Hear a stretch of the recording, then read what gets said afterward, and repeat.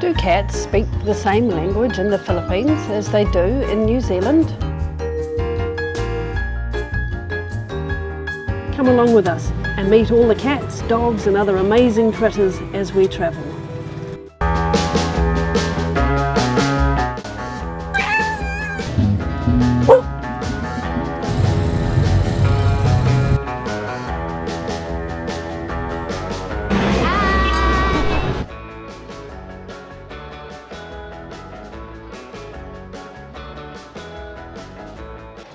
Hello from Ellie the vet, coming to you from the Philippines. You can hear all the scooters and the chickens and the dogs and everything outside.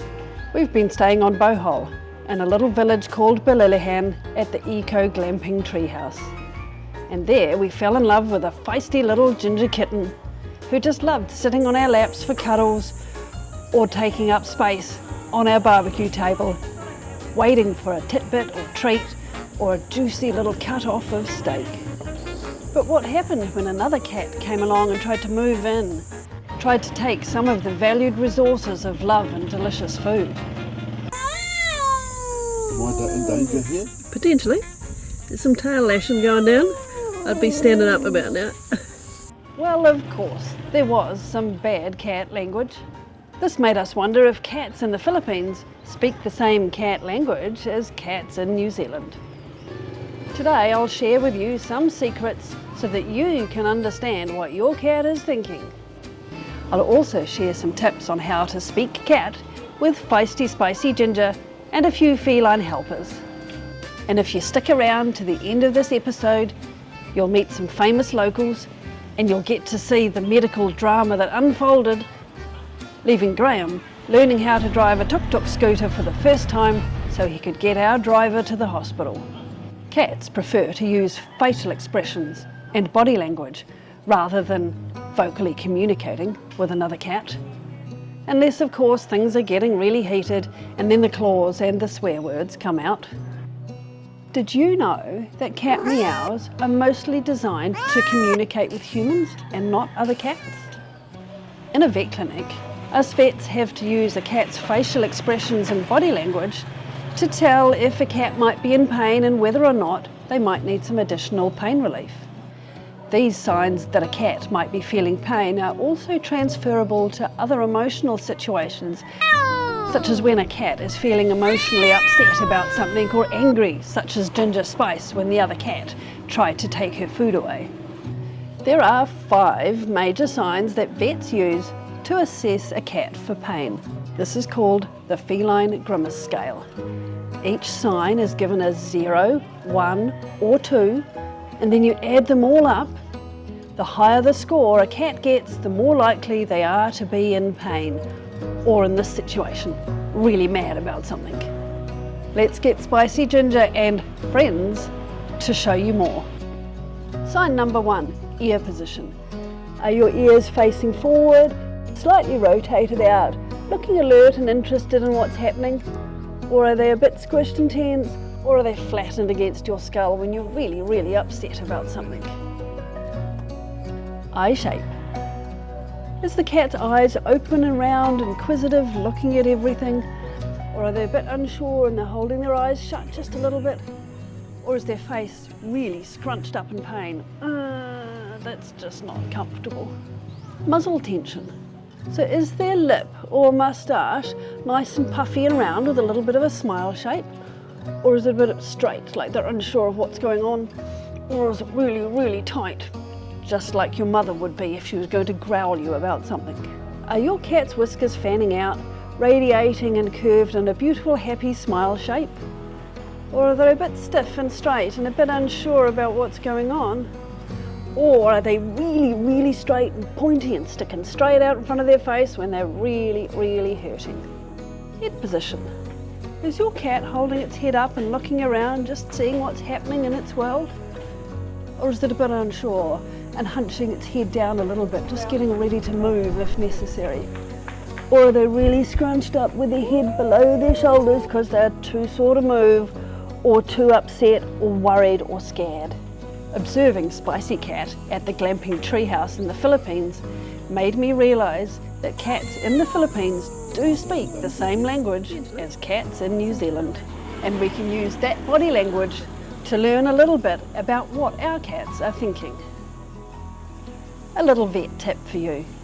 If you want to communicate with your cat and tell them that you're their friend and that you mean no harm and you want to help them, next time your cat's in a relaxed position, resting on the bed or the chair with their paws curled up, when they look at you, just quietly look back at them without a big open stare, but just a half closed eyes, looking slightly to the side, and close your eyes and give them a slow blink.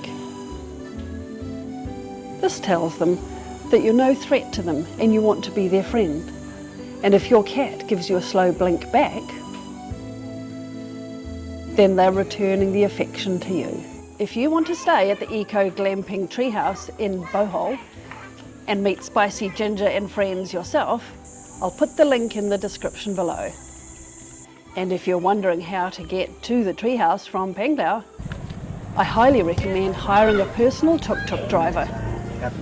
They can take you on a personalised itinerary, stopping at all of the places that you want to visit, with the wind blowing through your hair, and you don't miss any of the action of sights and smells and sounds from the real Philippines. Our particular tuk-tuk drive took a little bit more of an adventurous turn than usual. Somehow or other, our driver ended up with a fishhook stuck in his finger. Despite people trying to help and borrowing some pliers from a neighbouring hardware store, he couldn't get it out. He managed to drive the tuk-tuk somehow to a nurse clinic, but they took one look at him and said, off you go to the hospital.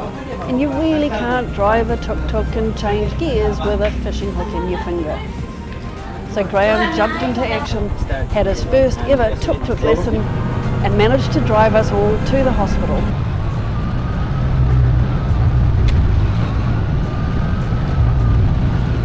Where our driver got the fishhook taken out of his finger, he was all bandaged up and he was ready to continue on driving us for the day. I think Graham did pretty well. What do you think? Would you manage driving a tuk-tuk first go? We stopped off at the twin hanging bridges at Sevilla.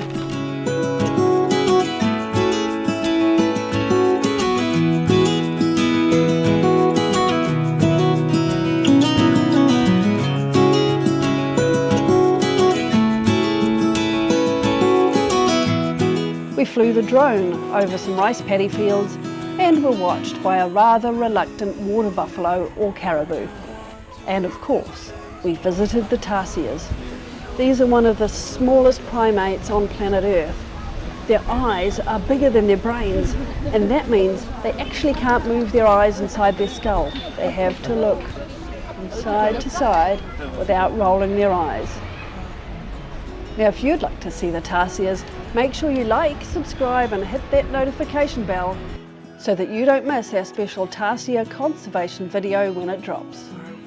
After our lesson at cat behaviour at Balilahan, we were driven in a car to Batuan village accompanied by a local celebrity. What is your name? Rihanna. And you have TikTok? Yep. She's only 7 and she's got nearly 500,000 TikTok subscribers. How does she do it? Well, actually, I love dogs. And I even adopted one in Balilahan. So how come you've learned 3 languages? English? Do you 4. speak 4? So Cebuano, Tagalog? Do you speak? No, I don't speak Tagalog. English, Irish. Irish? Yeah. Filipino. How come you speak Irish? Chinese. French. That's all. Oh, is that all? Only? What Chinese words can you say? 你叫什么名字? And what does that mean? What's your name? Shout out to Rihanna. And hey, if you want to follow her channel, I'll put her TikTok link in the description below. If you'd like to know where to stay in Batuan, close to the Chocolate Hills, check out our Batuan Village walking tour. And we highly recommend staying with Felina at Feli's homestay. She's very kind and welcoming. She cooks some delicious food and she took us on a walking tour, so we got a real slice of life in a village in the Philippines. Her Airbnb link is in the description below. So don't forget, like and subscribe. We've got more Philippine action coming soon. See you later.